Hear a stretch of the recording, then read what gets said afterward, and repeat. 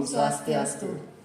Hai kawan-kawan, perkenalkan nama saya Putu Agus Segayana dari kelas 11 TKJ nomor absen 28. Kali ini saya akan berbincang-bincang dengan Bu Niwayan Martini untuk menanyakan beberapa hal dalam penerapan Pancasila di kehidupan sehari-hari.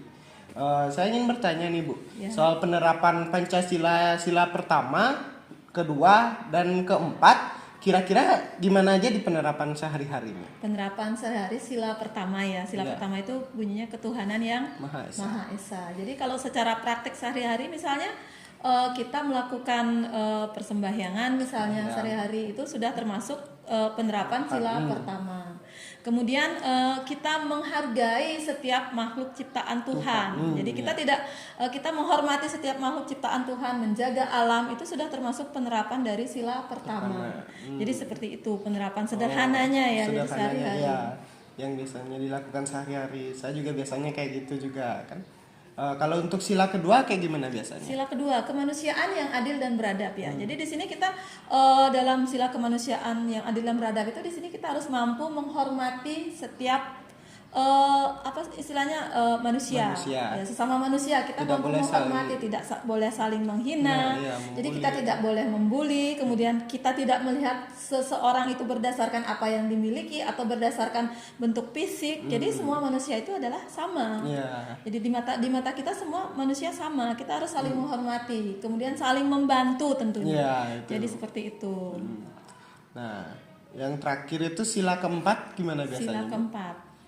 Coba. Kemanusiaan yang apa coba? Jadi di situ intinya adalah permusyawarahan ya. Jadi intinya adalah permusyawarahan. Jadi di sini penerapannya itu misalnya di dalam kelas misalnya ya pemilihan pengurus kelas lah ya yang paling sederhana. Jadi dipilih secara musyawarah, tidak ditunjuk oleh gurunya atau tidak ditunjuk oleh salah satu siswa, tetapi dilakukan secara musyawarah terlebih dahulu. Nah, kalau secara musyawarah misalnya itu tidak dapat tercapai kesepakatan, maka dilakukan pemilihan. Kalau secara kenegaraan, permusyawaratan itu dilakukan pada saat pemilihan umum kan ya. Jadi di situ pencerminannya. Jadi dalam kehidupan sehari secara sederhana, di dalam keluarga pun itu bisa terjadi. Jadi mengambil suatu keputusan bukan orang tua saja yang berhak, tapi anak-anak harus dilibatkan. Jadi seperti itu sederhananya. Segitu saja sih kalau dari saya.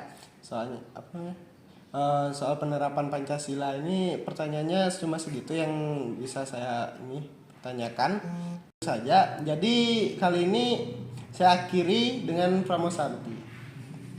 Om Swastiastu. Halo teman-teman, kali ini saya bersama tamu kedua untuk diwawancarai tentang penerapan Pancasila di kehidupan sehari-hari.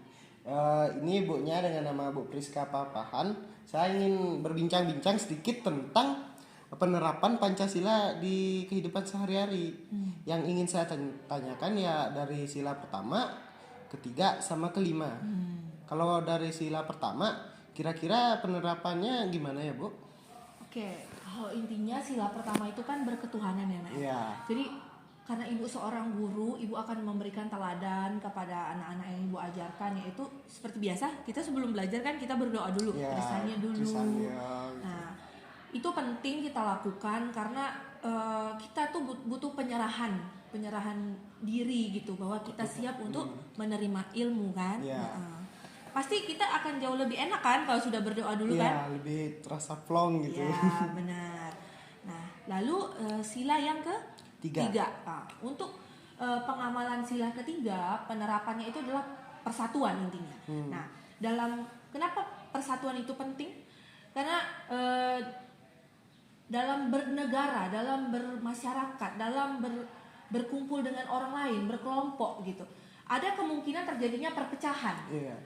Adalah kalimat A, B, C, D gitu. Tapi dasar negara Pancasila itu memandang penting suatu persatuan. Nah, penerapannya ibu selalu tadi sama seperti membentuk kelompok pembelajaran supaya terjadi sosialisasi dan jadilah kelompok yang akrab gitu.